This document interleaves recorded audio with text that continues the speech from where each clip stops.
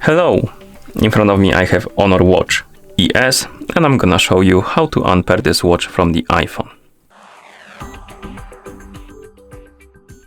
First thing we need to do is to open the Huawei Health application on the phone that is, or rather on the iPhone that is paired with our watch.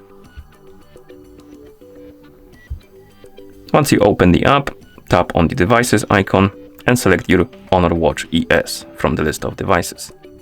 Here, tap on the more options icon in the top right corner. Come on. And then tap on unpair device and tap on unpair to confirm. Once you see this pop up, tap on OK, or check the box and then tap on OK. Close the app. Open the settings on your iPhone. In settings, tap on Bluetooth.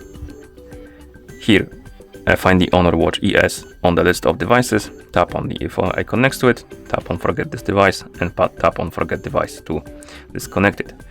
And that's how you unpair this watch from the iPhone. Thank you for watching. If you found this video helpful, please consider subscribing to our channel and leaving the like on the video.